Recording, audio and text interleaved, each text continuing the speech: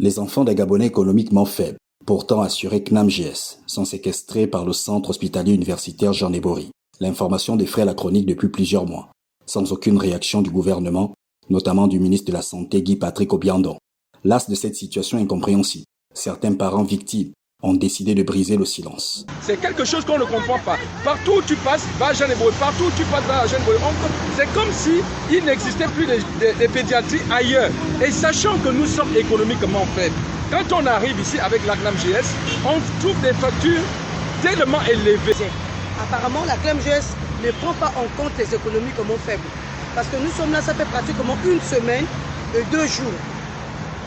Chaque chose ici est pointée. Le médecin va rendre visite, on doit payer tant. Ici, déjà, on a dépensé combien pour des poches de sang? La poche de sang qui est censée être gratuite, on nous fait payer les poches de sang à 24 000 francs. Et ce n'est pas une poche, ce n'est pas 2 poches, c'est plusieurs poches de sang. Maintenant, qu'est-ce que les économiquement faibles doivent on doit bénéficier de quoi?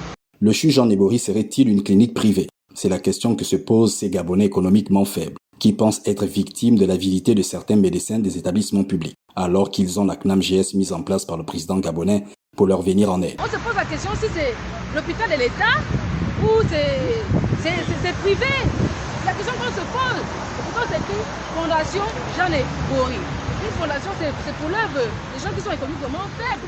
Mais tout ce qu'on touche ici, si on t'a prélevé l'enfant, c'est payant.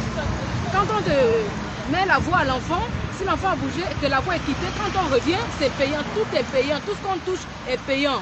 Quand on vient laver les narines de l'enfant, tout est payant. Il n'y a pas quelque chose qui est gratuit. Mais en attendant, ils sont payés chaque fin du mois pour ça. Alors qu'ils sont payés à la photo chaque fin du mois, le 25, ils sont à la banque. Pour prendre l'argent par rapport au métier qu'eux-mêmes ils ont choisi. Donc, on ne comprend rien. Moi, je sais que c'est la clinique qu'on paye les factures qui sont beaucoup élevées comme ça. Mais nous sommes économiquement faibles. Nous sommes économiquement faibles. Les factures sont exorbitantes. Eh bien, vrai, nous avons la couverture sociale de la CNAMGS, mais c'est toujours pas... en fait, on n'arrive pas à s'en sortir, quoi, par rapport à ça. Tu ne peux pas te retrouver avec une facture, donc tu dois payer à plus de 590 000. Malgré le fait que tu peux donner même une avance de 200 000, pour eux, ça ne suffit pas. Informée de la situation, la présidente de l'ASCOM, Association contre le risque médical au Gabon, Aminata Ondo, interpelle les autorités gabonaises. Elles-mêmes vous ont donné l'image même de ce qui se fait à l'intérieur des gens. C'est une vraie escroquerie organisée pour racketter les malades qui se passent dans Jean Ebori. Lorsque nous sommes arrivés la première fois, cette situation a interpellé les plus hautes autorités qui sont descendues ici à Jean Ebori demander la liste des Gabonais qui sont bloqués. Voici cette liste. Vous voyez bien, c'est écrit le directeur général qui transmet aux autorités politiques la liste des patients qui sont bloqués.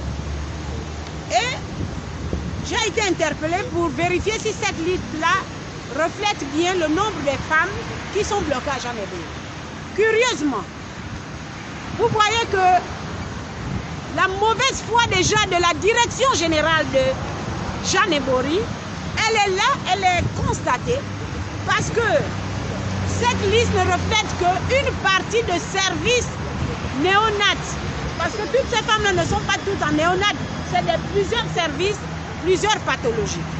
Donc, ils envoient une infime partie de la liste, simplement parce qu'ils vont continuer à traumatiser les patients pour qu'ils payent. Il faut que l'État libère, il faut que l'État nous dise où est-ce que les Gabonais pauvres, nous devons maintenant aller nous soigner. Puisque l'hôpital général est fermé, CHU d'Obendo envoie les malades ici, tous les CHU envoient ici.